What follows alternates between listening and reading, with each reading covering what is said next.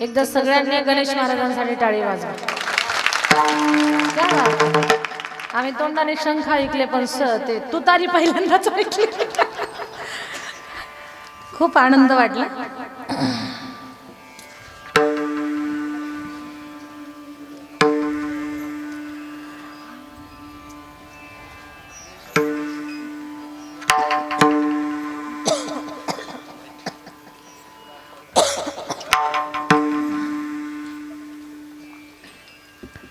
Apulia हिता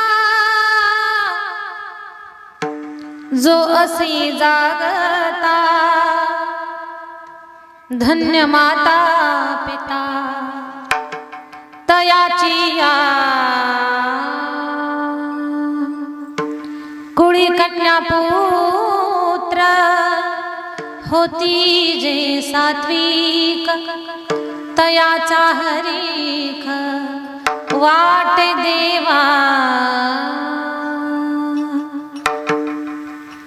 गीता भागवत करी श्रवण, अखंड चिंतन विठोबा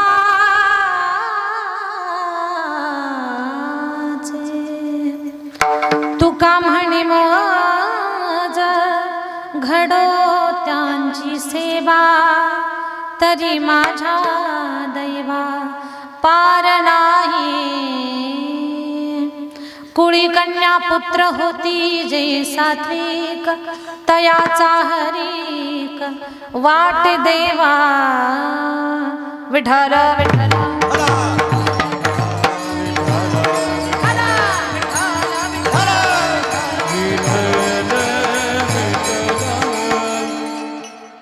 पांडुरंगा करू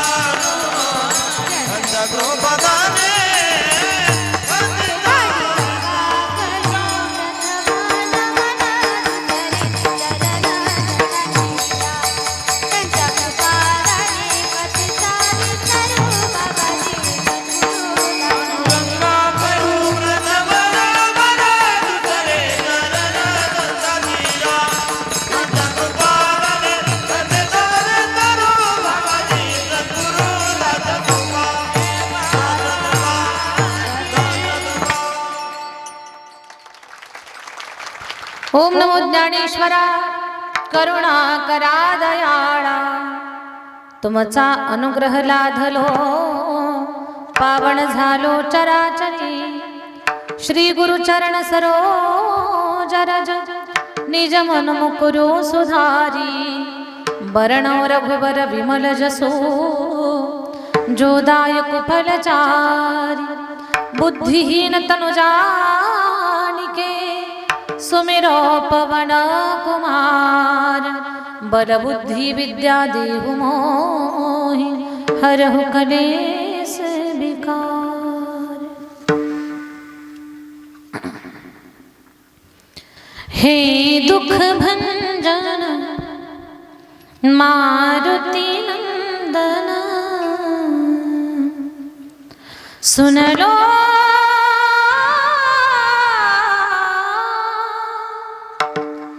सुन लो मेरी पुकार. पवन सुत बिनती बारंबार. पवन सुत बिनती बारंबार. पवन सुत बिनती बारंबार. पवन सुत बिनती बारंबार.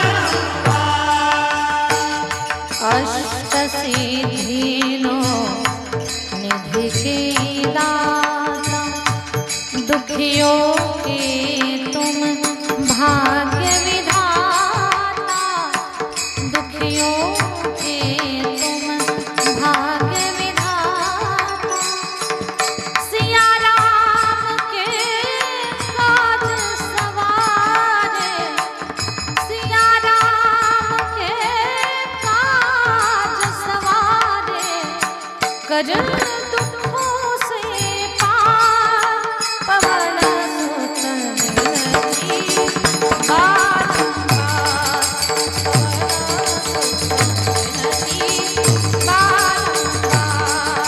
पवन सुत विनती बारंबार, हे दुख भंजन मारुति नंदन, हे दुख भंजन मारुति नंदन, सुन लो मेरी पवन सुत विनती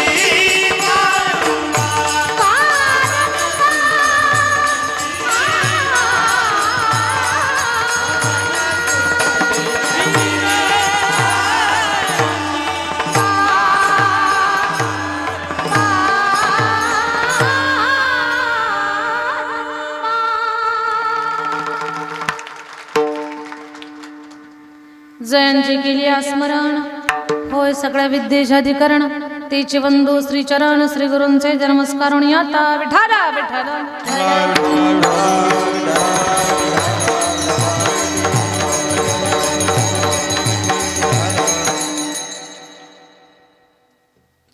आपुलिया हिता जो असे जागता, धन्य माता पिता तयाचिया, कुळी कन्या पुत्र होती जे सात्विक, तयाचा हरिक वाटे देवा प्रस्तुत, कीर्तन रूपे सेवेसाठी निवडलेला अभंग।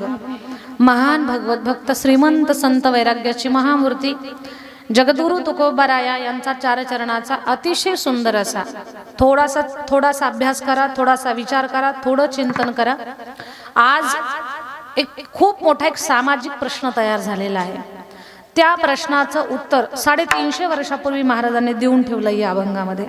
आज लोकांकडे धन खूप आहे, लोकांकडे पद मानपान प्रतिष्ठा आहे, राहायला चांगली घरं आहेत, फिरायला गाड्या आहेत, गावात माणसाचा शब्द कुणी मोडत नाही, एवढ्या किमतीचा माणूस आहे, पण पोटचं पोरच ऐकत नाही, मुलगाच ऐकत नाही, सारं गाव शब्द मोडत नाही, पण पोरगा एकही शब्द ऐकत नाही। मग हा एक सामाजिक प्रश्न आहे की मुलं ऐकत नाहीयेत आपलं, मग आपली मुलं आपल्या शब्दाच्या बाहेर जाऊ नये त्याच्यासाठी आईवडिलांच्या सुद्धा काही ठराविक जबाबदाऱ्या आहेत, ते आपण आपली जबाबदारी आपलं उत्तरदायित्व जर सांभाळलं तर आज 2023 मध्ये किंवा 20व्या शतकामध्ये मुलगा माझा ऐकत नाही, पोरं मनासारखी निवडली नाही, पोरांना जन्म देऊन पश्चाताप होतोय, मुलांसाठी खूप आम्ही काही केलं पण त्याचं चीज झालं नाही, असे शब्द आपल्या कानावर पडणार नाहीत। त्याच्यासाठी महाराजांच्या या अभंगाचं चिंतन आपल्याला करायचंय। विचार करा, जगद्गुरु तुकाराम महाराज म्हणजे त्रिकालदर्शी महात्मे आहेत, ज्यांना भूत भविष्य आणि वर्तमान या तिन्ही काळाचं ज्ञान आहे। 350 वर्षापूर्वी पुढे काय घडणार आहे ते अगोदरच महाराजांनी लिहून ठेवले, किंवा मोठा प्रश्न आहे आणि भाकीत नाही, त्या प्रश्नाचं उत्तरही महाराजांनी देऊन ठेवलंय। तुम्ही असं करा म्हणजे तुमच्या जीवनात अडचण निर्माण होणार नाही। म्हणजे संतांनी आणखी काय करावं आपल्यासाठी, एक खूप मोठा विचार या अभंगामध्ये मांडलेला आहे, त्याचं चिंतन आपण करणार आहोत। तर महाराजांचा अभंग सेवेसाठी निवडलाय, या अभंगावरती आपण चिंतन करणार आहोत।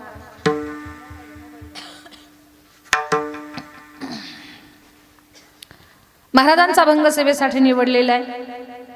अभंगाकडे वळण्यापूर्वी अल्पसा परिहार द्यायचा असा, भगवान परमात्माच्या कृपा आशीर्वादानं आपल्या या शिरपूर जैन या पवित्र नगरीमध्ये भव्य स्वरूपातील चालत असलेला हा अखंड हरिनाम सप्ताह आहे। आपला हिरक महोत्सवी वर्ष आहे, 60 वर्ष आपल्या या सप्ताहाला पूर्ण होतात या वर्षानं, आणि ज्ञानोबा संजीवन समाधी सोहळ्या निमित्तानं हा भव्य असा महायज्ञ आहे। या कार्यक्रमाचे व्यासपीठ चालक आदरणीय हरिभक्तपरायण भगवान महाराज काळे आहेत। साधू संतांच्या भगवान परमात्माच्या कृपा आशीर्वादानं संपन्न होत असलेला हा महायज्ञ आहे. तिसऱ्या दिवसाची सेवा पार पाडण्याचं काम इथे मी करत आहे. ही कीर्तन सेवा माझ्याकडे यावी याच्यासाठी मला फोनवरती कोण बोललं, हां मंगेश बाबांनी मला फोन दे. तर महाराजांच्या बरोबर ना, महाराजांच्या निमंत्रणानं आम्ही इथे येऊन पोहोचलो. तुमच्या सगळ्यांच्या वतीनं त्यांनी मला फोन केला आणि ही सेवा माझ्याकडे सुपूर्द केली. इथे आल्यावर खूप आनंद वाटला, कारण महाराष्ट्रात गायनाच्या क्षेत्रामध्ये वारकरी संप्रदायात ज्यांचं खूप सगळी जण लाड करतात, अगदी सगळी महाराज मंडळी मायेचा हात फिरवतात. मोठ्या मोठ्या मातब्बर मंडळीनंही प्रेमानं आमच्या कैलास महाराजांच्या डोक्यावरनं हात फिरवावा आणि त्यांचं कौतुक करावं. खूप कमी वय आहे, कमी वयामध्ये कैलास महाराजांनी संप्रदायात खूप मोठी गरुड झेप घेतलेली आहे. गाणं तर एवढं सुंदर आहे, अगदी ज्याला काही कळत नाही ना त्यांना सुद्धा मान डोलावी, एवढं सुंदर आमच्या कैलास बाबांचं गाणं आहे. त्याचबरोबर स्वभावही छान आहे, सुंदर आहे, नम्रता आहे, सगळे चांगले गुण आहे. आणि या अगदी भगवान परमात्माचा आशीर्वाद घेऊन, माऊलींचा आशीर्वाद घेऊन या संप्रदायात ज्यांचा यशस्वी प्रवास चालू आहे असे आमचे कैलास महाराज यांच्यासाठी जरा जोरात टाळी वाजवा. बऱ्याच लोकांना प्रश्न पडतो कैलास महाराजांचं गायन नेमकं कसं आहे, मोठ्या मोठ्या लोकांनाही प्रश्न पडतो. तर त्याचं उत्तर मला सापडलं. मी नेहमीच सांगते आमच्या कैलास बाबांना, बरं का विठ्ठल महाराज, कैलास महाराजांच्या गाण्याची ढब अशी आहे. एक सारंगी नावाचं वाद्य आहे गणेश महाराज, ते जसं वाजतं ना, आता माहिती जर तुम्हाला नसेल तर यूट्यूबवर सर्च करा कीर्तन झाल्यावर, आता काय डबड करू नका. तर ते सारंगी वाद्याचाच असा आवाज आहे ना, व्हायलिन सारखं ते आहे असं फिरवायचं, तर तसं एवढा सुंदर स्वर कंठातून बाहेर पडतो. आमच्या कैलास बाबांचं कौतुक करावं तेवढं कमी आहे. आणि तुमच्याबद्दल तर क्या बात आहे गणेश बाबा, खरंच ना. शंख खूप ऐकले हो आम्ही, मोठे मोठे शंख ऐकले, पण तुतारी पहिल्यांदाच. अजून काय काय दडलंय तुमच्या गळ्यात तोच प्रश्न पडला मला. आमच्या गणेश बाबा सावळेंसाठी जरा जोरात टाळी वाजवा सगळ्यांनी. स्वतः मंगेश महाराज आम्हाला गायनाचे साथ देत आहेत. माझ्या 2 विद्यार्थिनी आहेत, ज्ञानेश्वरी आहे, पलीकडची अपेक्षाताई आहे, ती तुमच्याच भागातली. वाशिम जिल्हा आहे मला तुला, वाशिम जिल्हा कोळगाव नावाचं गाव आहे तिचं. त्याचे आई वडील पण आलेले आहेत, जवळचं लेकरू, पण एवढी गुणी आहे. आणि येणाऱ्या काही वर्ष 2 वर्षामध्ये एक चांगली कीर्तनकार होऊन तुमच्या भागात पाठवते मी इकडे. खूप गुणी आहे, आवाजही छान आहे, गाण्याचा ढंग आहे, सुंदर गायन आहे आणि एवढी श्रद्धा आहे. गुरुची सेवा कशी करावी, खरंच या लेकराचं कौतुक करावं तेवढं कमी आहे. तर अपेक्षा तुमच्याच भागातली आहे. आणि विठ्ठल महाराज, आम्ही ज्यांना आमचे छोटे भाऊ म्हणतो, विठ्ठल बाबांचं वाजवणं जणू काही शिवजीच्या डमरूवर ते धडधड धडधड फडफड फडफड फडावं एवढं जबरदस्त वाजवणं आहे. अगदी आपल्या डोळ्याची पापणी लावते काय तोवर अनेक बोल निघून जावेत, एवढं सुंदर वाजवणं. शब्द नाहीत माझ्याकडे. ही सगळी माझी भावंडं ना, संप्रदायात एवढा यांना माऊलींचा आशीर्वाद प्राप्त झालाय की कुठलाही मोठं नियोजन असेल, त्या मोठ्या नियोजनामध्ये गायनासाठी वाजवण्यासाठी कुणाला बोलवायचं, तर अगदी आयोजक मंडळीच्या तोंडात पहिलं याच सगळ्या मंडळीचं नाव आहे. आमच्या विठ्ठल महाराजांसाठी जरा जोरात टाळी वाजवा सगळ्यांनी. गोड स्वभाव आहे खरंच, संप्रदायामध्ये अशा स्वभावांची गरज आहे. सगळी हरिभक्तपरायण मंडळी, अज्ञानानं एखादं नाव राहिलं असेल तर सर्व हरिभक्तपरायण मंडळी, ज्ञात अज्ञात महाराज मंडळी, टाळ घेऊन उभे असलेल्या सर्व आमच्या महिला मातावर्ग, खूप चांगल्या प्रकारची साऊंड सिस्टीम आहे. साऊंडवाल्या दादासाठी जरा जोरात टाळी वाजवूयात आपण. खूप गोड, खूप छान आहे.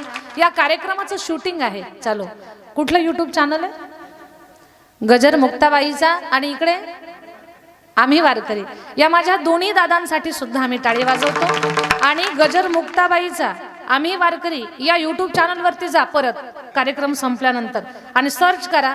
हा सप्ताह तुम्हाला पूर्ण, तुम्ही 7 दिवस आहेत ना, हा पूर्ण सप्ताह तुम्हाला पुन्हा यूट्यूब चॅनलवरती पाहायला मिळेल. आणि यांचं सुद्धा खूप मोठं योगदान आहे की कार्यक्रमाला अगदी जिवंत ठेवण्याचं काम ही सगळी यूट्यूबवाली मंडळी करतात. त्यांना देखील आमच्या खूप शुभेच्छा. आणखी सर्व परिचित अपरिचित मंडळी, ज्ञात अज्ञात महाराज मंडळी, इथे कुणी कथाकार, कीर्तनकार, प्रवचनकार असतील, अज्ञानानं एखाद्या महत्त्वाच्या माणसाचं जर नाव राहिलं असेल, सर्व हरिभक्तपरायण मंडळी, महिला मातावर्ग, पुरुष वर्ग, बालवृद्ध मंडळी, सरपंच उपसरपंच, सर्व सभासद मंडळी, राजकारण, समाजकारण, अर्थकारण, शेती, उद्योग, व्यवसाय, व्यापार, सर्व क्षेत्रामध्ये मातब्बर असणारी मंडळी, सगळ्यांना सादर वंदन. मस्तक हे पायावरी या वारकरी संतांच्या, चोपदार असतील, विनेकरी असतील, सगळ्यांना सप्रेम जय हरी कीर्तनाला सुरुवात करू. विठ्ठल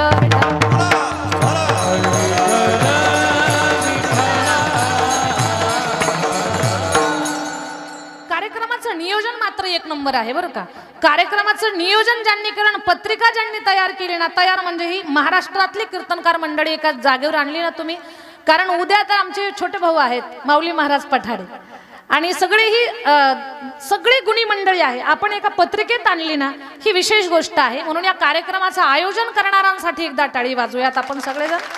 आजच्या कीर्तनाचं सौजन्य ज्यांनी स्वीकारलेलं आहे अशा सौ लीलाबाई तिरके, सौ विमलबाई बोबडे, बरोबर ना? शीतलताई का? शीतलताई बोबडे, विमलबाई बोबडे. तर या सगळ्या माझ्या ताईंना माऊली ज्ञानोबारायांचे खूप आशीर्वाद. अगदी इथे सत्कर्मामध्ये तुम्ही एकत्रित आलात आणि आजच्या कीर्तनाचं सौजन्य स्वीकारलं, तर हे खूप चांगलं काम तुम्ही केलेलं आहे. धर्माच्या कामामध्ये आपण सगळ्यांनी एकत्र आलंच पाहिजे. आता असं चाललंय, आपल्या सगळ्यांना वेगळं करण्याचं काम चाललंय. पण आपण या सगळ्या गोष्टी बाजूला ठेवून, संप्रदायामध्ये एवढी ताकद आहे, सगळ्यांना इथे सकळांशी येथे आहे अधिकार. तुम्ही सगळेजण या. तुम्ही तुमची जात, तुमचा पंथ, तुमचा धर्म, तुमचं सौंदर्य, तुमची श्रीमंती, तुमचं ज्ञान, या सगळ्या गोष्टी बाजूला ठेवून तुम्ही इथे या. आणि सगळ्यांना एकत्र घेण्याची ताकद जगाच्या पाठीवर कुठल्याच याच्यात नाही. ती ताकद फक्त वारकरी संप्रदायामध्ये आहे. सगळ्यांना एकत्र आणण्याची ताकद. बरं, म्हणून संप्रदायासमोर सगळ्यांना नतमस्तक व्हावं लागतं. इथे सगळ्यांना एकत्र आणण्याची ताकद आहे. तर असो, सगळ्या माझ्या ज्या ताई आहेत ना, त्या ताईंना ज्ञानोबारायांचे भरभरून आशीर्वाद. तुमच्या सगळ्यांचं कल्याण असो. चिंतनाकडे आपण आता वळू. विठ्ठल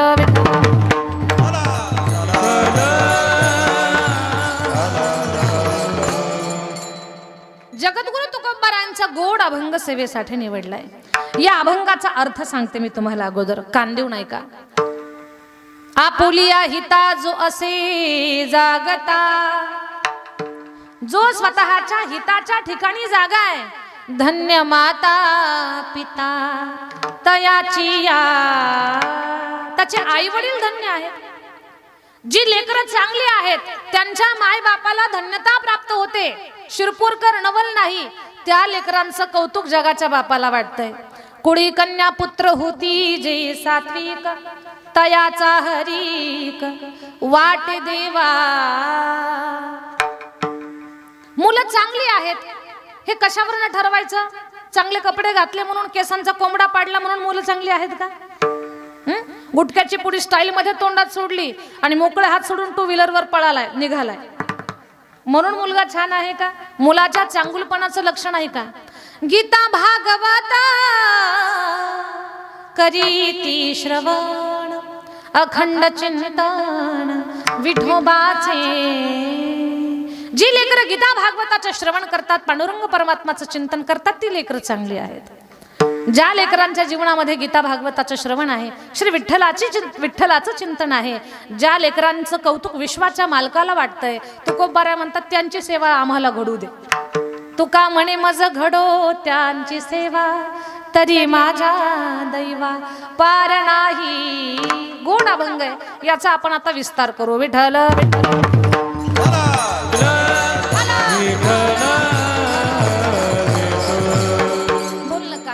का. माझे जगद्गुरु तुकोबाराय महान साधू आहेत. या वारकरी संप्रदायाचं भूषण आहेत. बोलणं कान देऊ नाही का.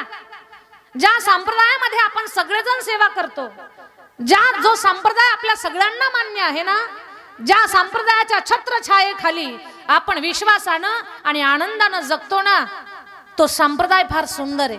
या संप्रदायाला सुंदर बनवण्यासाठी अनेक संत महात्म्यांचं योगदान आहे.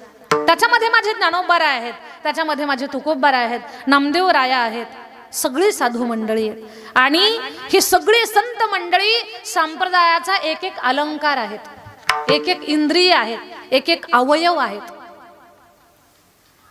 संत श्रेष्ठ बहिणाबाईंनी वारकरी संप्रदायाची इमारत शब्दात उभी केली. संत कृपा झाली इमारत फळा आली, ज्ञानदेवी रचिला पाया, उभारिले देवालया. नामा तयाचा किंकर, जेने केला हा विस्तार. जनार्दन एकनाथ खांब दिला भागवत, तुका झाला से कळस, भजन करा सावकाश. बहिणी म्हणे फडकविती ध्वजा, निरूपण केले ओझा. वारकरी संप्रदायाची इमारत उभी राहिली. एक दिवस असंच मी आमच्या मठावर बसले असता विचार करत होते. बहिणाबाईंनी वारकरी संप्रदायाची इमारत अभंगात उभी केली. आपण जर वारकरी संप्रदायाचा मुखवटा जर तयार करायचं ठरवलं तर होईल का आपल्याच्यानं, असा विचार मी करत होते. मग माझ्या लक्षात आलं आपल्याला वारकरी संप्रदायाचा मुखवटा तयार करायचा. मुखवटा कळतो का? झोपल्या का काय शिरपूर मुखवटा कळतो का? मुखवटा लक्ष्म्या बसवतो ना आपण, लक्ष्म्याचा फक्त मुखवटा असतो का? पूर्ण हेच असंच फक्त मुखवटा असतो. त्याला आपण सजवतो, साडी साचा सगळं काय असेल ते तयार करतो आपण. मुखवटा म्हणजे फक्त चेहरेपट्टी. तर संप्रदायाचा चेहरा, या चेहऱ्यावरचे संत कोण आहेत, कोण या इंद्रियाला कुठले कुठले संत लागू होतात, मुखवट्यामध्ये कोणते कोणते संत येतात ते ऐका. वारकरी संप्रदायाचा मुखवटा तयार करायचा आहे आपल्याला मंगेश बाबा. मग मी विचार केला वारकरी संप्रदायाच्या मुखवट्यामध्ये आपल्याला सुरुवात तर करायची, तर मुखवटा तयार करायचा आहे. कुठल्या इंद्रियापासून सुरुवात करायची? तर आपल्यामध्ये जर कोणी चित्रकलेचा अभ्यास केला असेल ना, त्यांच्या लक्षात येईल कुठलाही चित्रकार, कुठलाही मूर्तिकार मूर्ती बनवत असताना, चित्र बनवत असताना अगोदर डोळ्यापासून सुरुवात करतो का? तुमचा जर चित्रकलेचा अभ्यास झाला असेल तर तुमच्या लक्षात येईल डोळ्यापासून सुरुवात होते. कुठलंही चित्र काढायचं असेल तर. मग मी विचार केला मी अगोदर वारकरी संप्रदायाचे डोळे शोधते. कोण आहेत बरं डोळे? तर विज्ञान सांगतंय 100% 80% ज्ञान डोळ्यानं होतं माणसाला, हे विज्ञान सांगतं. मग संप्रदायामध्ये जास्तीत जास्त ज्ञानाचं दान करणारे संत कोणते आहेत? ज्यांच्या नावानं समाधी सोहळा चालू आहे, म्हणजे हा सप्ताह चालू आहे समाधी सोहळ्यानिमित्तानं, ते माझे ज्ञानराज माऊली वारकरी संप्रदायाचे डोळे आहेत. कारण त्यांच्याकडे पाहता केवळ साधू म्हणून पाहत नाही, तर ज्ञानाचा सागर म्हणून पाहतात. ज्ञानाचा सागर सखा माझा ज्ञानेश्वर, ज्ञानाचा सागर सखा माझा ज्ञानेश्वर, ज्ञानाचा सागर सखा माझा ज्ञानेश्वर, ज्ञानाचा सागर सखा माझा ज्ञानेश्वर. मरुनिया राये, मरुनिया राये, माझ्या सपोटाया रे, माझ्या सपोटाया रे, ज्ञानाचा सागर सखा माझा ज्ञानेश्वर, ज्ञानाचा सागर सखा माझा ज्ञानेश्वर. ओ ज्ञानाचा सागर सखा माझा ज्ञानेश्वर, ज्ञानाचा सागर सखा माझा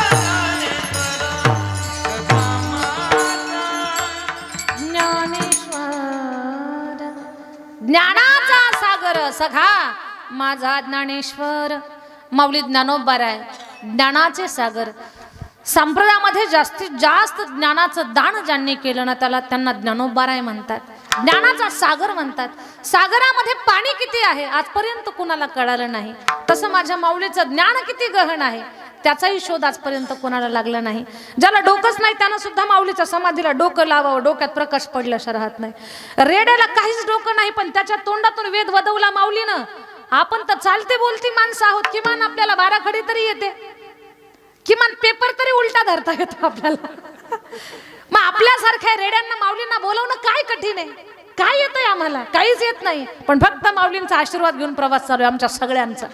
आणि तुमच्यासारखी लोक आमचा लाड करतात. का करतात? माऊलींचा आशीर्वाद आमच्या सोबत आहे, आमच्या सगळ्यांसोबत. मला एकच सांगायचंय तुम्हाला, माझी ज्ञानराज माऊली ज्ञानाचा महासागर आहे. आणि तुम्ही माऊलींच्या समाधी सोहळ्या निमित्तानं हा सोहळा घडवून आणता, खूप मोठी गोष्ट आहे. माझ्या माऊलीचं चरित्र अद्भुत आहे माझ्या दादांना. आता एक गोष्ट मला आठवली, माझी म्हणजे मला थांबवं नाही, मतलब तुम्हाला एक गोष्ट सांगायची अशी. ज्ञानराज माऊलीनं वयाच्या 22व्या वर्षी समाधी घेतली, आपल्या सगळ्यांना माहिती आहे. अगदी कमी वेळेमध्ये समाधी घेणारे साधू म्हणजे ज्ञानराज माऊली आहेत. माऊलीनं वयाच्या 22व्या वर्षी समाधी घेतली, पण ज्या वेळेला माऊलींनी समाधी घेतली त्यावेळेला माऊलींचं नेमकं वय किती होतं? एक खूप मोठे महात्मे होऊन गेले, श्रद्धेय, म्हणजे कर्नाटक उमरग्याच्या बाजूला अचलबेट नावाचं देवस्थान आहे. तर तिथे 10 वर्षापूर्वी आम्ही त्या भागात खूप जायचो कीर्तनाला. महाराज खूप लाड करायचे. माऊली समाधीला निघाले. मग सोपान काका बोलले, माऊली तुम्ही मोठ्या दादासाठी 2 वर्ष थांबले, माझ्यासाठी 2 वर्ष थांबा ना. माऊलींनी आणखी 2 वर्ष पुढे समाधी घ्यायचा निर्णय घेतला. 18 आणि 2 किती झाले? 20 झाले. माऊलींनी समाधी घ्यायची ठरवली. मग चिमुकली मुक्ताई भरलेल्या डोळ्यानं आली. दादा, दोन्ही दादांचं ऐकलं तू? मी लहान आहे म्हणून माझं नाही ऐकणार का? दादा माझ्यासाठी थांबा ना तुम्ही 2 वर्ष. मग माऊलींनी चिमुरड्या मुक्ताईचा शब्द टाळला नाही. मग माऊली मुक्ताबाईंचं ऐकतात आणि मुक्ताबाईंच्या शब्दावर आणखी 2 वर्ष थांबतात. 20 अधिक 2 म्हणजे रनिंग 22. माऊलीने 22व्या वर्षी समाधी घेतली. अशी माझी ज्ञानराज माऊली ज्ञानाचा सागर आहे. माझ्या ज्ञानोबरायांचं वर्णन करावं तेवढं कमी आहे. माझ्या ताईंनो, तुमची लेकरं हुशार व्हावी त्याच्यासाठी तुम्ही खूप लेकरांना शिक्षणासाठी पैसा खर्च करता. LKG UKG ला पाठवता, इंग्लिश मिडियमला पाठवता. मी म्हणणार नाही तुम्हाला तुमची लेकरं इंग्लिश मिडियमला पाठवू नका, असं अजिबात म्हणणार नाही. काळानुसार माणसानं शिक्षण घ्यावं, चालावं. शिक्षण ही वाघिणीचं दूध आहे. जो कोणी पिल तो गुरगुरल्याशिवाय राहणार नाही, हे मान्य आम्हाला सगळं. पण खरंच तुमच्या लेकराला तुम्ही एवढे पैसे भरता, लाखो रुपये, आणि तुम्ही भरलेल्या पैशाला आणि तुमच्या या कष्टाला यश मिळावं असं जर वाटत असेल ना, तर एकच काम करा. मोठ्या शाळेत, खूप तयार शाळेमध्ये तुमचं मूल पाठवा. नावाजलेल्या शाळेमध्ये तुमचं मूल पाठवा. 1 लाख रुपये का 2 लाख रुपये फीस भरा त्याला वर्षाची. आम्ही तुम्हाला काही म्हणणार नाही असं करू नका तसं करू नका, पण आमचं म्हणणं एकच करा. त्याला शाळेमध्ये पाठवताना एकच काम करा. त्याला म्हणा, बाळा रोज 1 ज्ञानेश्वरीची ओवी वाचून जा, बोट फिरवून जा, एवढंच त्याला सांगा. आणि खरंच तुमच्या लेकरासाठी जर तुम्ही ही गोष्ट अट्टहासानं केली ना, 1 ज्ञानेश्वरीची ओवी वाचायला काही वेळ लागत नाही, बोट फिरवायला वेळ लागत नाही, ज्ञानेश्वरीवर माथा टेकून निघायला काही वेळ लागत नाही. एवढं केलं ना, नाही तुमचं लेकरू हुशार झालं तर पुन्हा ही गोष्ट कधीच मी कीर्तनात सांगणार नाही. नक्कीच तुमच्या त्या कामाला, तुमच्या कष्टाला यश मिळाल्याशिवाय राहणार नाही. कारण ज्ञान होय मुढा, अति मूर्ख त्या दगडा, वाचावी ज्ञानेश्वरी, डोळा पहावी पंढरी. हे महिमान कुणाचं आहे? तुमचं, माझं नाही, माझ्या ज्ञानोबरायांचं आहे. म्हणून हा प्रयोग करा तुम्ही, बरं का? वाटतं ना तुम्हाला मी लाख लाख रुपये फीस भरली पोरांसाठी, आम्ही 50,000 रुपये भरले मुलांच्या अभ्यासासाठी. तुमच्या त्या कष्टाला यश मिळावं म्हणून ज्ञानेश्वरीचा प्रयोग करून पहा. नाही लेकरं यशस्वी झाली तर पुन्हा आम्हाला बोला. विश्वास ठेवून या सगळ्या गोष्टी करा. चला, वारकरी संप्रदायाचे डोळे माझे ज्ञानोबराय आहेत. मला डोळे सापडले. या वारकरी संप्रदायाचं तोंड कोण आहे बरं, हा विचार मी करत होते. आता डोळे तर सापडले मला, तोंड कोण आहे? तर वारकरी संप्रदायाचं तोंड नामदेव राया आहेत. तुम्ही म्हणाल कसे काय? तोंडाचं काम काय? जाहिरात करणं, प्रसिद्धी करणं, बोलणं हे तोंडाचं काम आहे. मग संप्रदायाची जाहिरात, संप्रदायाची प्रसिद्धी करण्याचं काम कोणी केलं? नामदेव रायांनी केलं. 700 वर्षापूर्वी परप्रांतामध्ये संप्रदायाची पताका फडकवण्याचं काम नामदेव रायांनी केलं. आता कुठे पंढरपूरला, आंध्रातल्या, कर्नाटकातल्या, गुजरात आणि मध्य प्रदेशातल्या दिंड्या पाहिल्या ना, किंवा फॉरेन मधले लोक सोहळ्यात पाहिले ना, आपल्याला वाटतं बाप रे बाप, आपला संप्रदाय कुठे जाऊन पोहोचला. कधी वाटतंय? 2023 मध्ये, 2022 मध्ये. आता आपल्याला वाटतं की आपला वारकरी संप्रदाय कुठे गेला. पण सांगू, ज्यावेळेला इंटरनेटची कुठली सुविधा नव्हती, ज्यावेळेला टीव्ही नाही, मोबाईल नाही, रेडिओ नाही, 700 वर्षापूर्वी काय होतंय? काहीच नव्हतं साधन.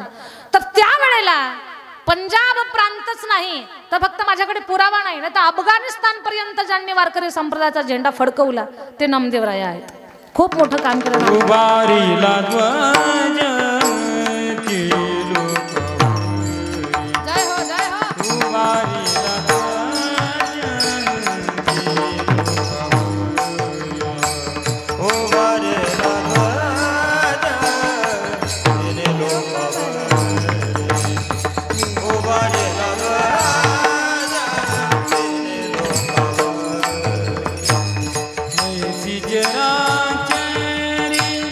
कीर्ती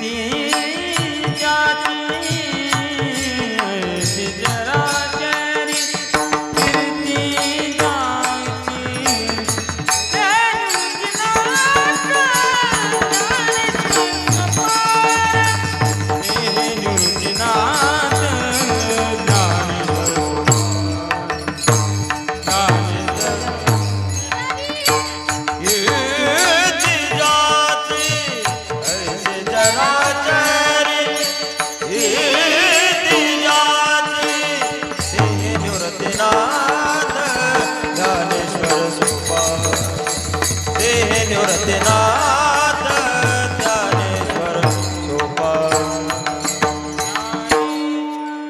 उभारिला ध्वज तिही लोकावरी. वारकरी संप्रदायाची प्रसिद्धी करण्याचं काम नामदेवरायांनी केलं.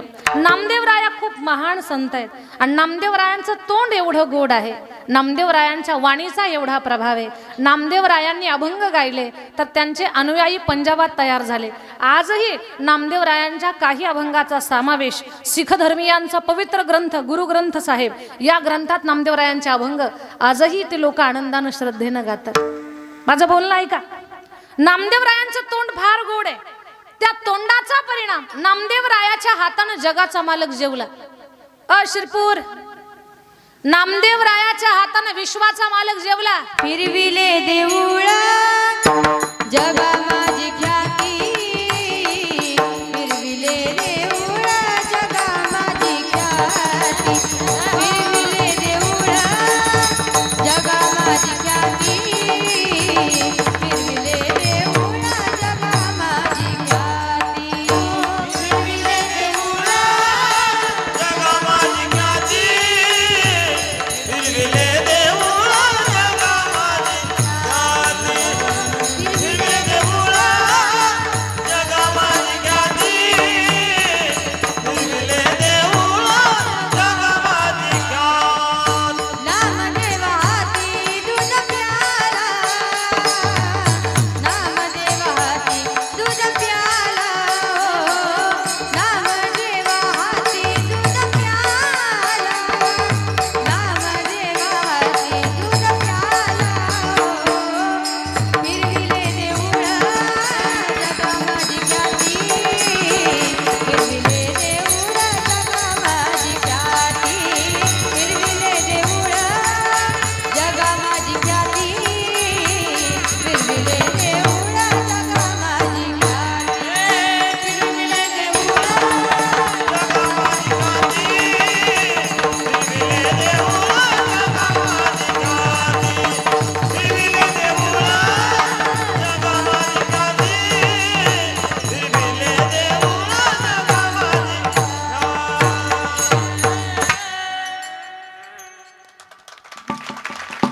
फिरविले देऊळ जगा माझी ख्याती. नामदेवा हाती दूध प्याला.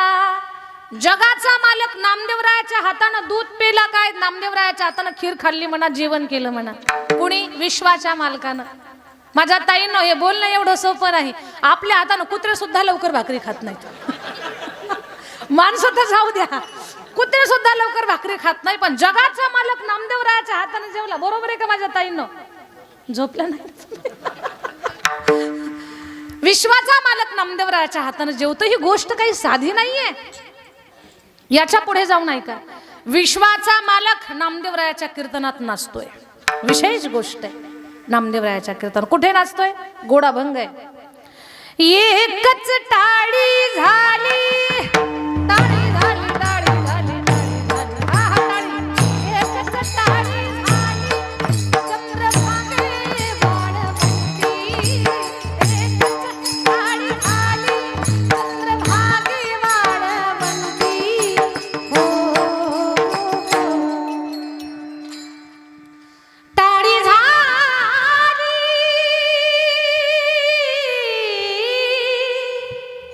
टाळी झाली.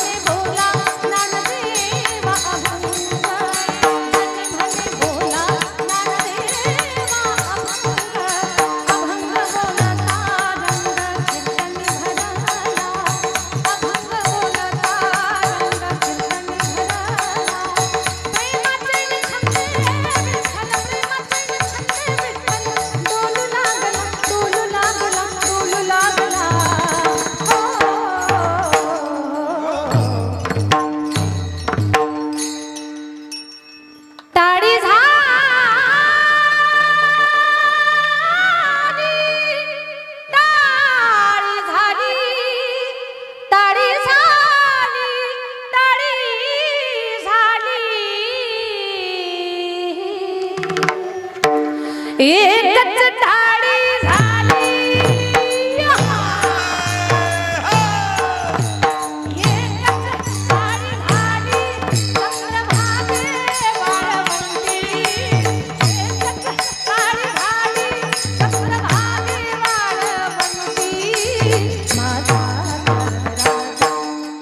माझा ज्ञानराज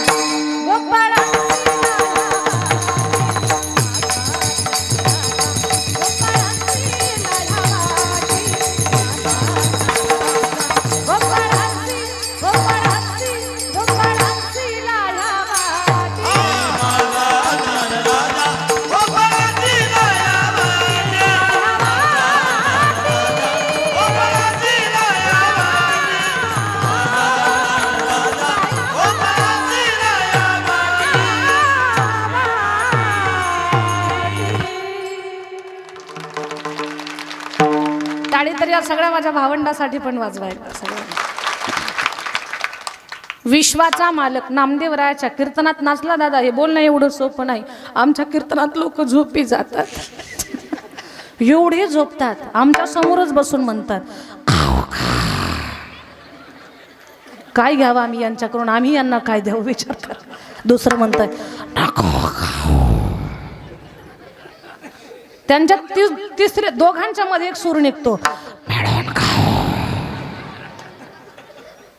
किती डोक्याला खुराक आहे. कीर्तनात लोक झोपी जातात. नामदेवरायाच्या कीर्तनात नामदेव कीर्तन करी पुढे नाचे पांडुरंग. बर देव एवढा नाचला ना, शिरपूरच्या मावशांनो एवढा नाचला देव. नाचता नाचता देवाचा गळला पितांबर. काय झालं, पितांबरच गळाला. नामदेवराय म्हटले याची फजिती झाली ना आता. आणि हे तर प्रत्येक कीर्तनात हजर असतो. जे ते कीर्तनाचे शोभान पांडुरंग माझे भक्त गाते जेथे, नारदा मी उभा तेथे.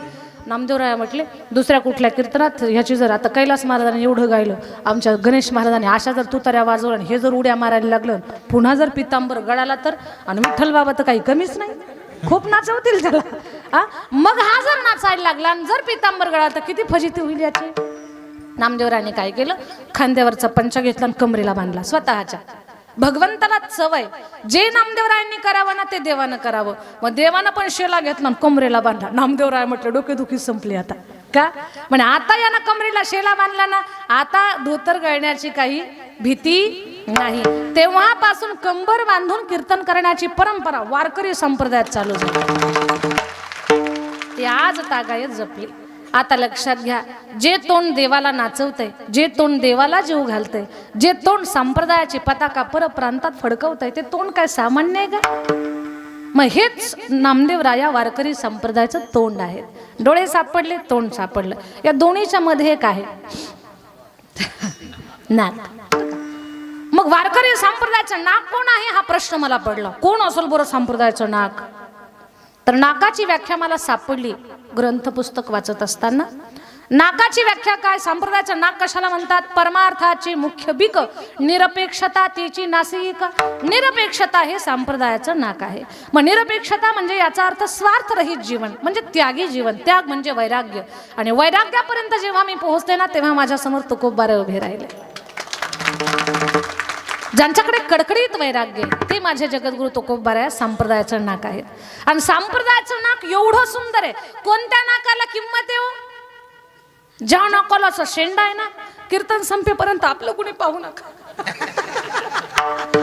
खरं बोलायला काय हरकत आहे. ज्या नाकाला शेंडा आहे त्या नाकाला किंमत आहे. माणसाचं रूप कशावरनं ठरवतात शिरपूरकर? जेवढं नाक सुंदर तेवढा माणूस दिसायला सुंदर. कसं नाक असावं? असं तलवारीच्या धारेसारखं नाक असं असावं ना, जणू लिंबू चिरावं. विठ्ठल बाबा असं नाक असावं जणू लिंबू चिरावं. हा बरोबर, चिरलं. लिंबू चिरावं असं नाक, धारदार नाक. त्या धारदार नाकाला फार किंमत आहे. नाकाला धार असावी, धार नसावी. शब्द एकच आहे, अर्थ दोन आहेत. धार असावी, धार नसावी. धारदार नाकाला जर धार असेल त्याही नाकाला काही किंमत नाही माझा दादा, काहीच किंमत नाही. 4 महिने पावसाळा ठीक आहे, पण 12 महिने पाऊस.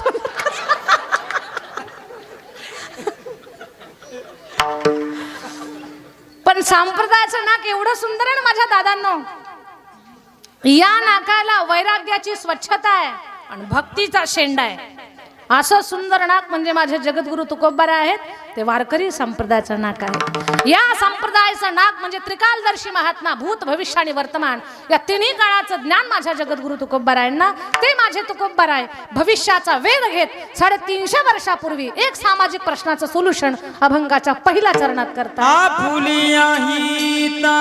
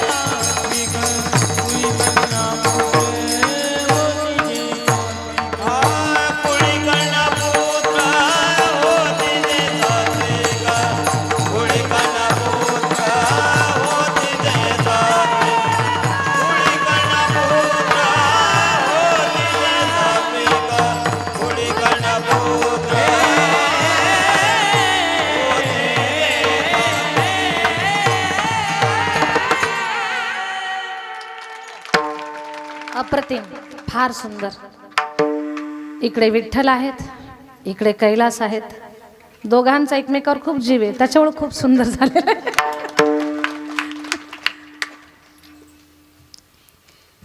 आपुलिया हिता जो असे जागता,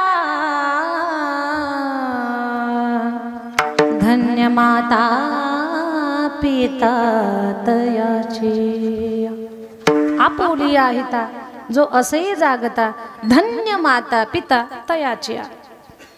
महाराज फार गोड गोष्ट सांगतात अभंगाच्या पहिल्या चरणात. जो हिताच्या ठिकाणी जागा आहे त्याचे आई वडील धन्य आहेत. पण बऱ्याच लोकांना हित कळतच नाही.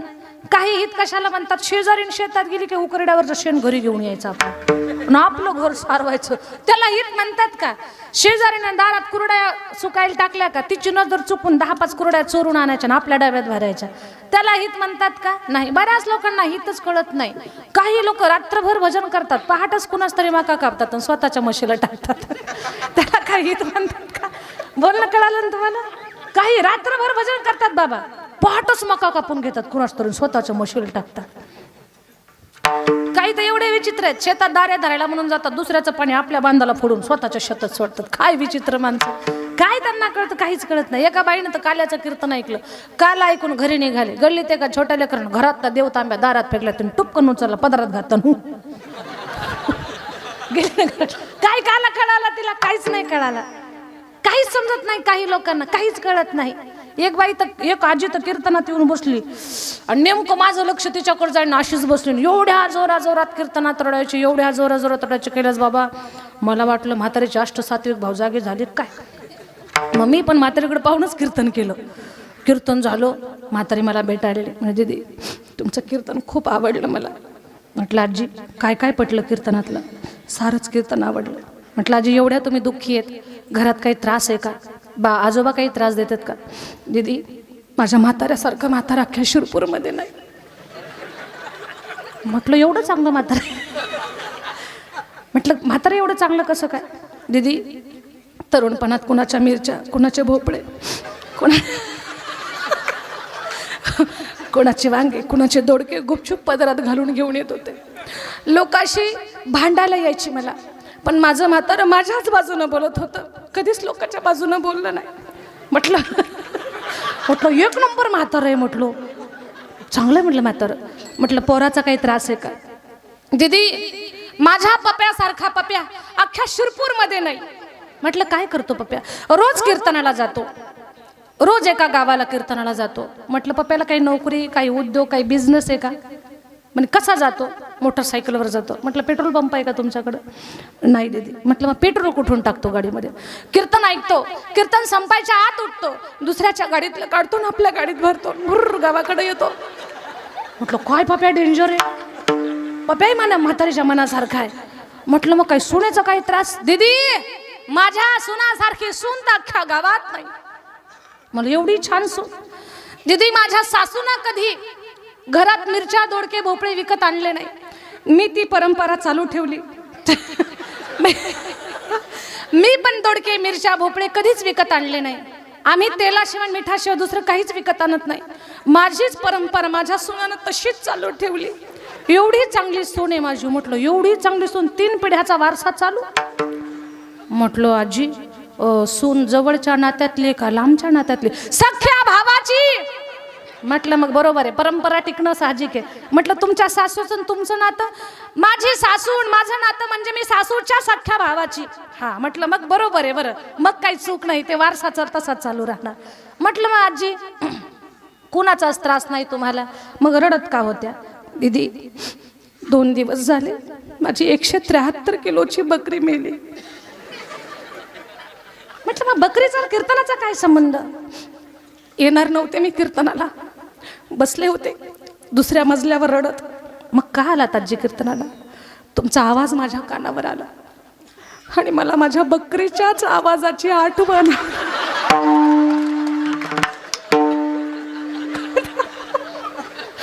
गणेश बाबा म्हणजे लोक कुठं समीकरण जुळवतील काही सांगता येत नाही. म्हटलं आजी माझा आवाज बकरीसारखा आहे. तसं नाही, तुम्ही मध्ये आ करत होत्या ना, मग ते मला तसं ते मॅ ऐकू आलं. म्हटलं काय डोकेदुखी झाली आता, अवघड आहे. मी म्हटलं आतापासून आलापच नाही घ्यायचं. नाही ते तुम्ही घेत जा म्हणजे दुसऱ्याचं दुःख कमी होईल. विनोद बाजूला ठेवा. काही लोक बसतात कीर्तनात, पण इथे बसून घ्यायचं काय ते त्यांना कळत नाही. जागे आहेत काशी माणसं? नाही दादा, त्यांना कळतच नाही काही. इथं राहून ते जागे नाही आहेत. कुणाला म्हणतात जागा? ज्याला देव, देश आणि धर्म कळतो ना, तो जागा आहे दादा. कुणाला म्हणायचं जागा? ज्याला देव, देश आणि धर्म कळाला तो जागा आहे. देव, देश धर्मा प्राण घेतला हाती, शूर आम्ही सरदार आम्हाला काय कुणाची भीती शूर आम्ही सरदार आम्हाला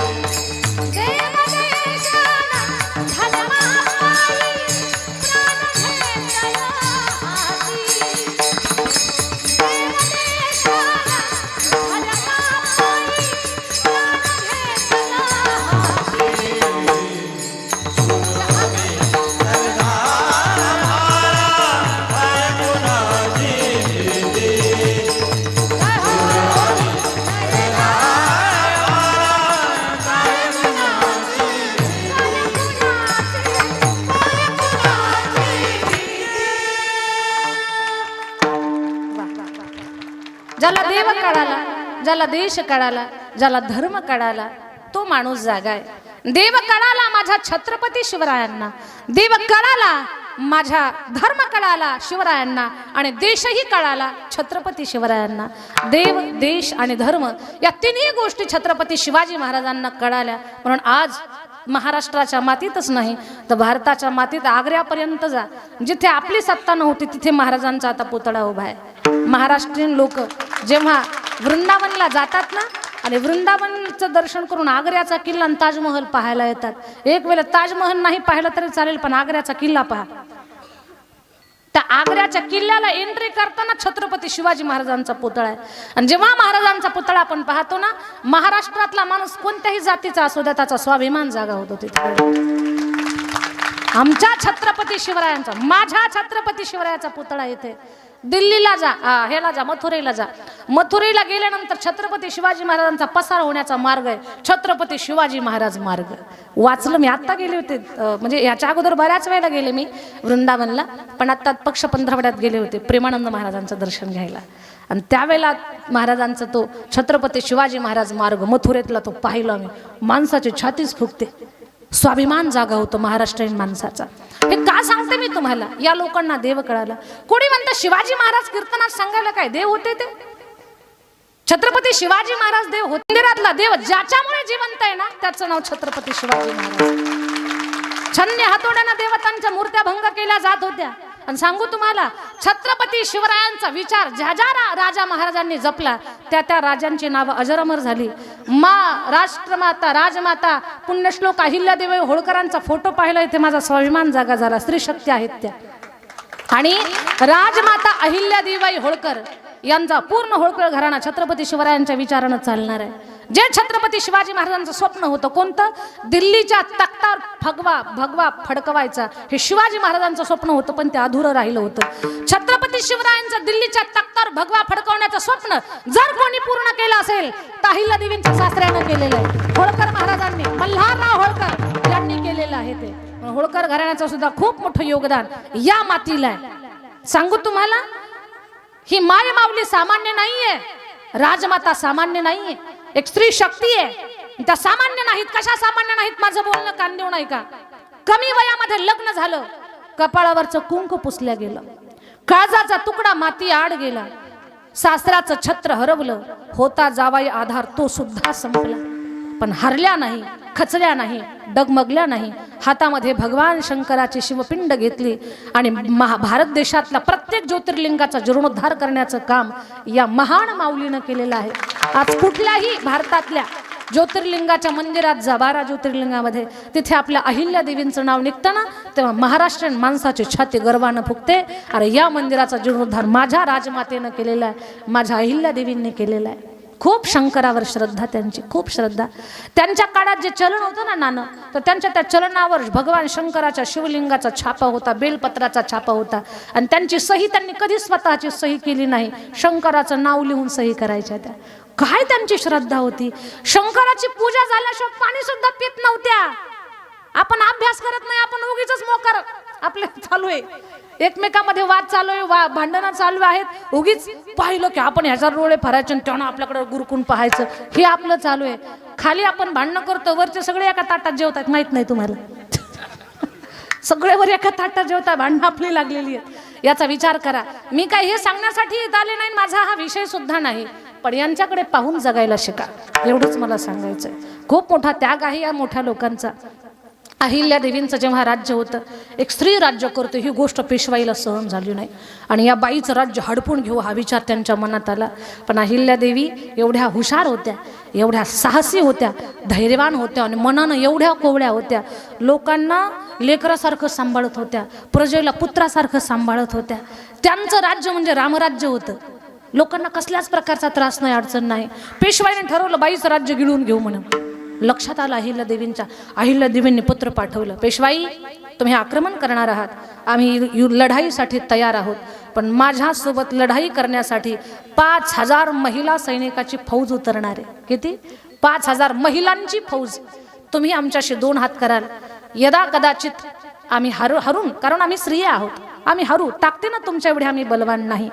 पण जरी आम्ही हरलो, तुम्ही जिंकलात, तर असं काही तुमचं कौतुक होणार नाही. कुणाला हरवलं तर बायांना हरवलं,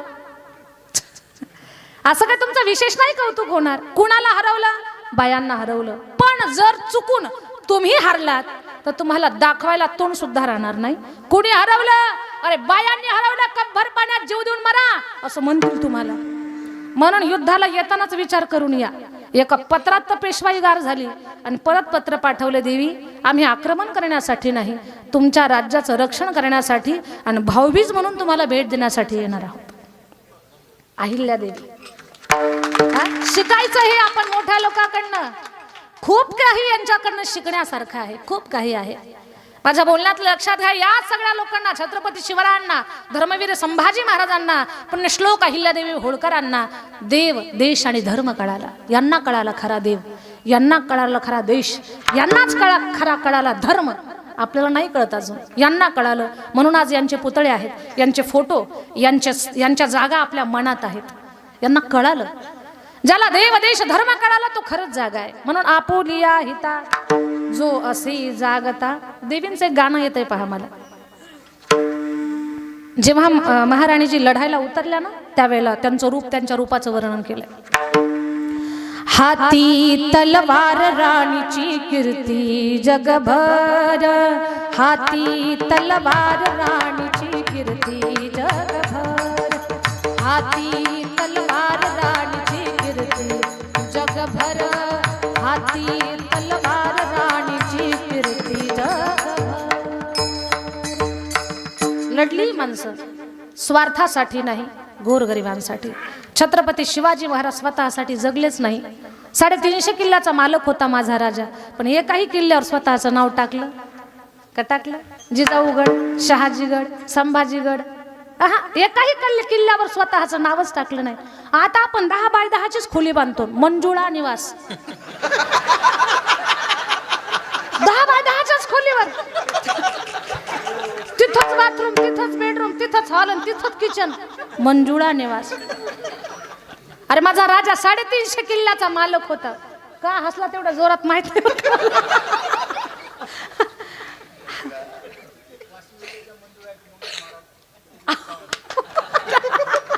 बरं असू द्या.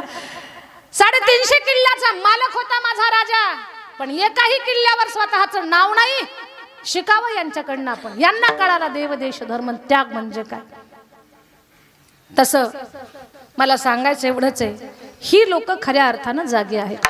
आपुलिया हिता जो असे जागता, आणि मग धन्य माता पिता तयाची. धन्यता कुणाला? त्यांच्या आई वडिलांना. शिवरायांचं नाव घेतलं की मासाहेबांचं लगेच नाव येतंय. अशा वाघिणीचा तो छावा,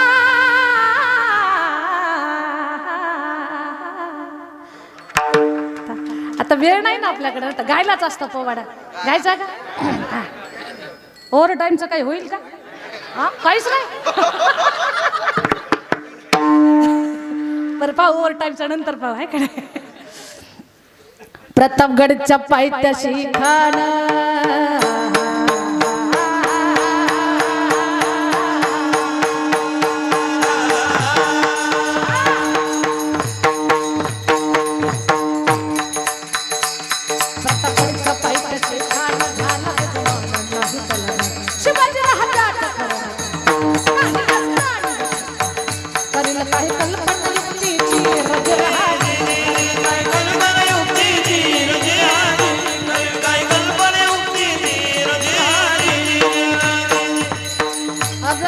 वधाचा पोवाडा आहे. आता खान शक्तीनं नाही युक्तीनं मारायचा. राजानं प्रतापगडाच्या पायथ्याला शानदार शामियाना उभा केला.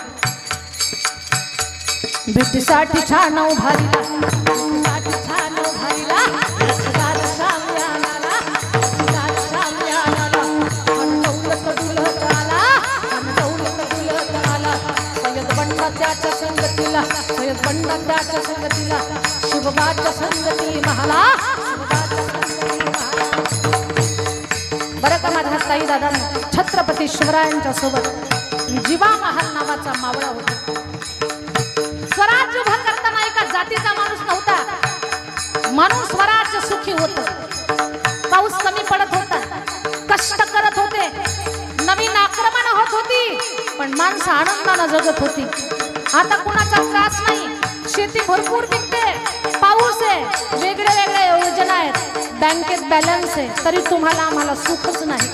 कारण आपल्याला सांभाळणारं शासन चांगलं. ऐका, महाराजांच्या त्या मोहिमेमध्ये एक जातीचा नाही, चांभार, कुंभार, धनगर, लोहार, सुतार, मराठा, वंजारी, सर्व जाती धर्माची माणसं एका जागेवर आणलेली होती. आणि सगळ्यांना सगळे जण म्हणत होते, राजा राजा आम्हाला संधी द्या, जहागिरीची नाही, राजा मरायची संधी द्या. काय काय विचार होते. महाराजांनी माणसाच्या मनामध्ये चांगुलपणाच्या विचारांची पेरणी केलेली होती. म्हणून जिवा महाल नावाचा मावळा महाराजांच्या सोबत आजही इतिहास म्हणतोय, होता जिवा म्हणून वाचला शिवा. शिवबाच्या संगती महाला, शिवबाच्या संगती महाला, शिवबाच्या संगती महाला. राजाला पाहून खान म्हणतो कसा, आओ शिवाजी आओ हमारे गले लग जाओ. खन हाक मारी तो हसरी, खन हाक मारी तो हसरी, रुकून नजारा कहीं जिरहा जिररदी, जिरहा जिररदी, जिरहा जिररदी. आपला राजा पण काय कच्च्या गुरुचा चालला नव्हता. राजा थोर बात त्याची न्यारी, राजा थोर बात त्याची न्यारी, चाल चित्त्याची सावज भारी न जिरहा जिररदी, जिरहा जिररदी, जिरहा जिररदी. खानाला राजाला पाहून खान म्हणतो, राजा आव. पण पहा, खान पुढे आला आणि राजाला आलिंगन दिलं. दगा केला, खान दाभिमान मानला, पटणचा वार त्यानं केला, खरखर आवाज झाला, चिलखत होतं अंगाला. खानाचा वार भुगा गेला, खान येडबडला. तितक्यात महाराजाने पोटमंदी बिचवा फेकला, वाघनखाचा मारा केला, तर फाडलं पोटाला, मेला मेला खानाचा कोठरा बाहेर आला.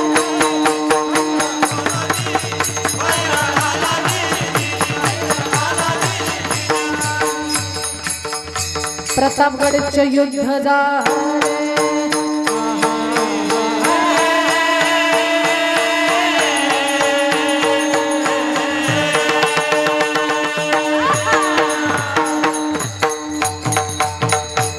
प्रतापगडचे युद्ध झाले, रक्त सांडले, पाप सरले, पावन हत्तेला कृष्ण लागले हे गुलामीची हो.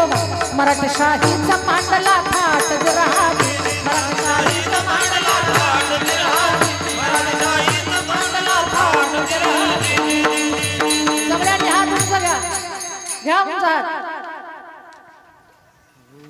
आता आपण स्वाभिमानानं कीर्तनात असे हात उंच करतोय. महाराजांनी जर आपल्यावर उपकार केले नसते तर असे हात असे झाले. घ्या उंच हात. आपल्या गळ्यात माळ, गळ्यात टाळ, भाळावर बुक्का, कपाळावर कुंकू, दारामध्ये तुळस, मंदिरावर कळस, महिलांच्या नाकात नथ आणि पुरुषांच्या ओठावर मिशी.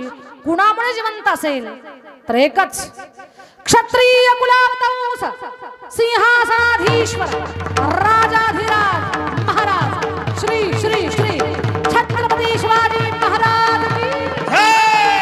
छत्रपती शिवाजी महाराज की जय. धर्मवीर संभाजी महाराज की जय. श्लोक अहिल्यादेवी माता की जय. भारत माता की जय.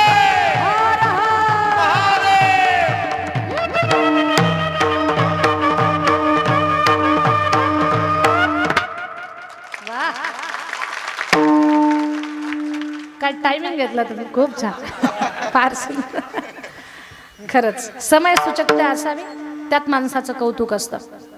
पहा, यांना कळाला देव, देश आणि धर्म, म्हणून आपोलिया हिता जो असे जागता, धन्य माता पिता तयाची. आई वडिलाला तर धन्यता प्राप्त होते, पण वेळ संपली आपली आता.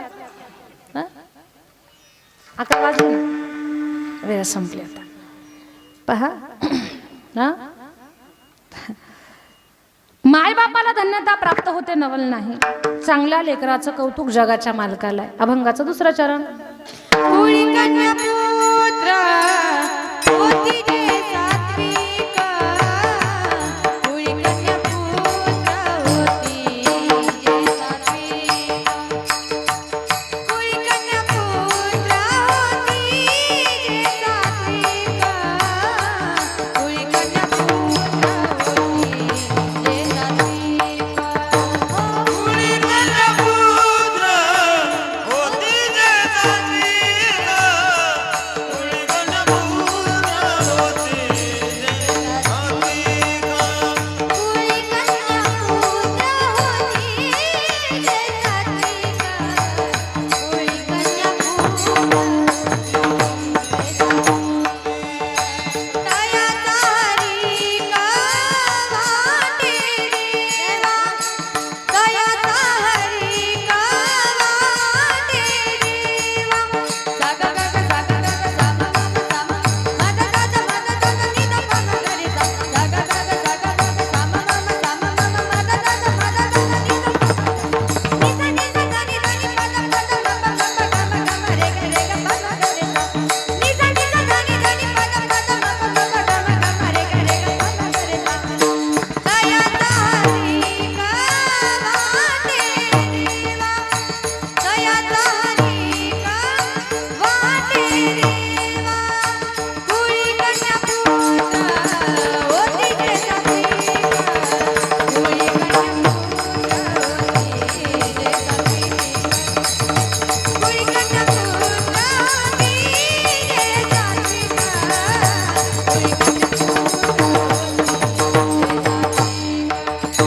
तयाचा हरी का वाटे देवा, तयाचा हरी का वाटे देवा. कुळी कन्या पुत्र होती जे सात्विक,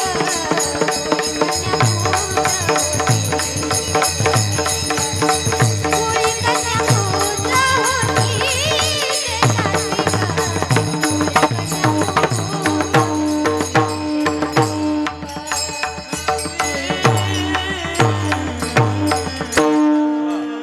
आमच्या दोन्ही या कोकिळांसाठी टाळी वाजवा जरा जोरात एकदा.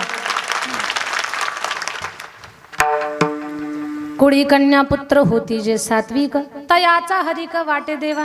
जी लेकरं चांगली आहेत ना, त्यांचा आनंद विश्वाच्या मालकाला. लेकरू चांगलं कोणतं? खूप इस्त्रीचे कपडे घातले, केसांचा कोंबडा पाडला म्हणजे मुलगा खूप चांगला आहे का? नाही, तसं नाही. लेकरू पहा, देवाला सुद्धा आनंद व्हावा याच्यासाठी लेकराकडे गुण चांगले असले पाहिजेत, चांगलं असलं पाहिजे, त्याला जगणं कळालं पाहिजे, त्याला बोलणं कळालं पाहिजे, त्याला व्यवहार कळायला पाहिजे, त्याला थोरा मोठ्यांचा आदर करावा ही गोष्ट कळाली पाहिजे. ते लेकरू चांगलं आहे. आता समाजामध्ये फिरतो आम्ही, खूप विचित्र लेकरं बाबा, खूप विचित्र लेकरं. काय सांगू, त्यांचं सांगायला का आता 1 तासभर तर त्यांच्यावरच जाईल. विचित्र लेकरं. एक नातू आणि आजोबा 2 जण रस्त्याने निघाले होते. रस्त्याने जाताना समोरून वर्ग शिक्षक आले. आजोबा बोलले, पप्या 8 दिवसापासून शाळा बुडवली, तू पटकन लप, तुझे गुरुजी समोरून आले. ते म्हटलं, बाबा तुम्हीच लपा. आजोबा म्हटले, शाळा तू बुडवली, मी का लपू? आजोबा तुम्हीच लपा. अरे मास्तर तुला मारते म्हणे, मला मारणार नाहीत म्हणे. कसं काय मारते, का मारणार नाहीत म्हणे? मी शाळेत सांगितलं माझे आजोबा मेलेत म्हणून. बापरे, आजोबा दचकले म्हणे, काय विचित्र लेकरं काय बोलतील सांगता येत नाही.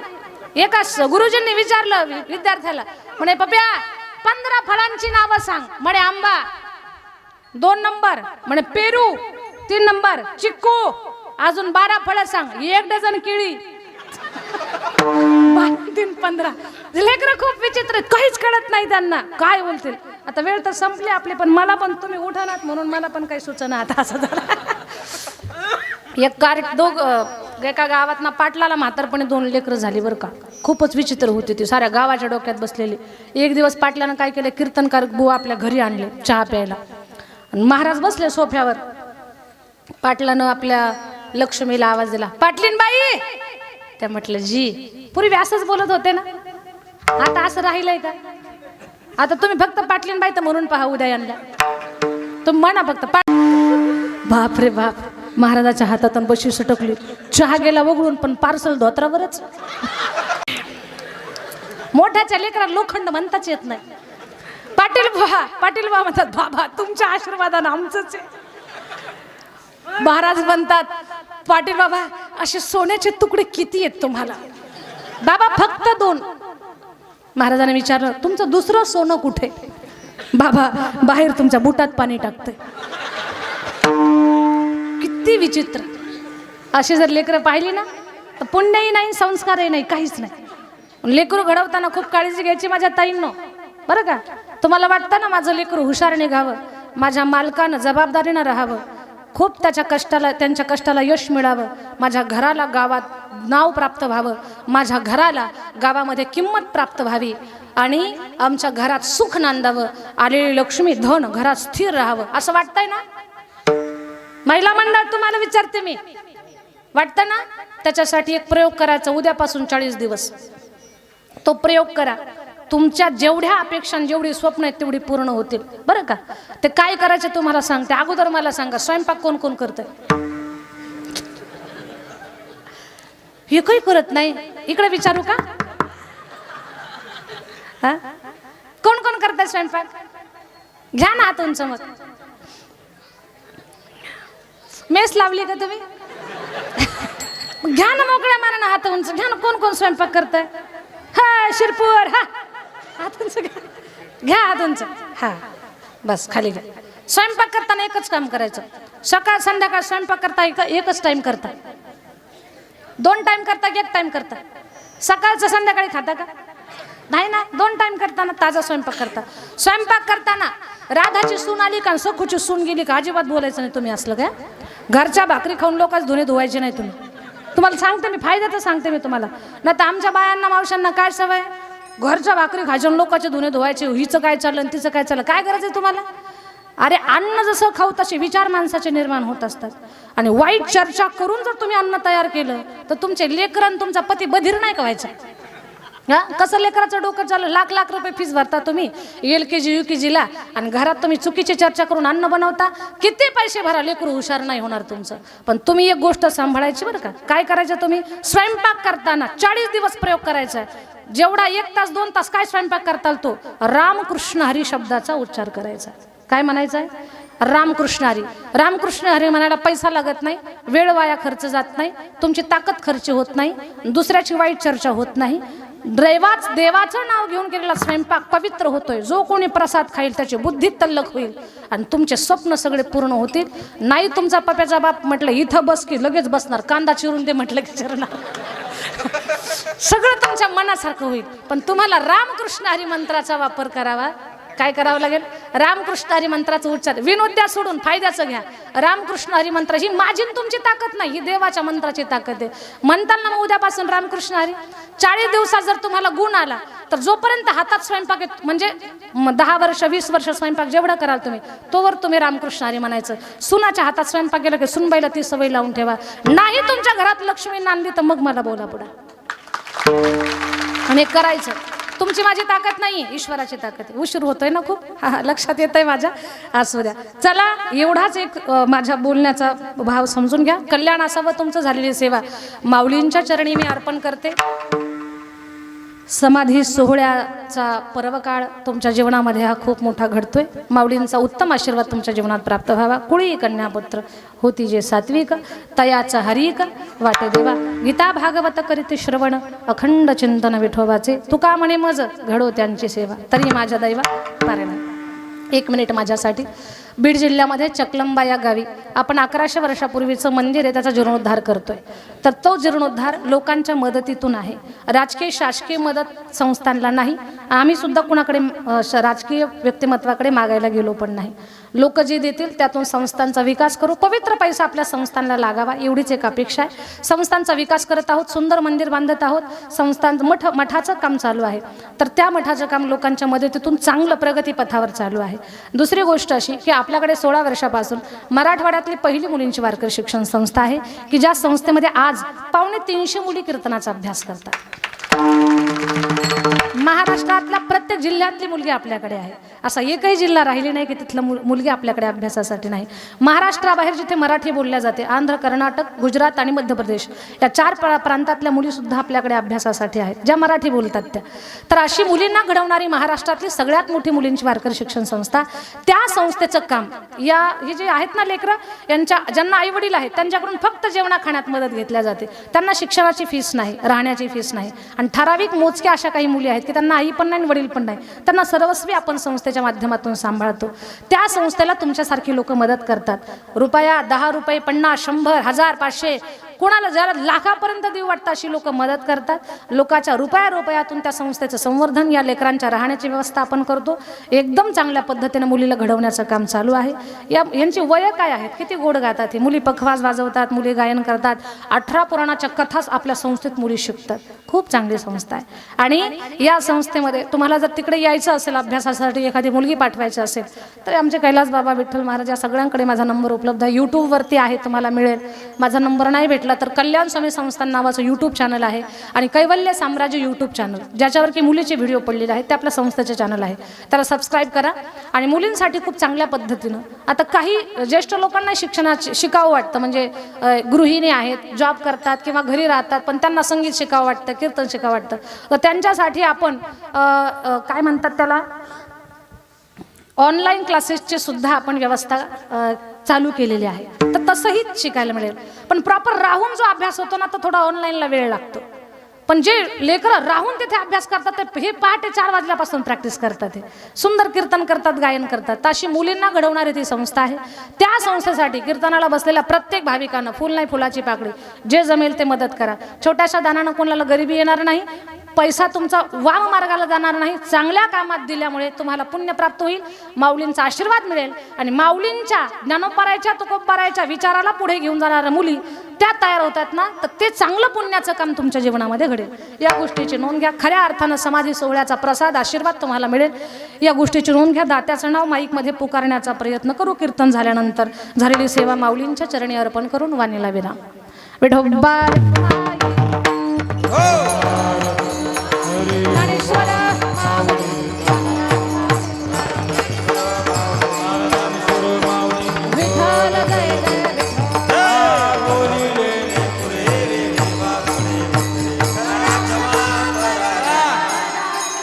उच्चारेला अधिकार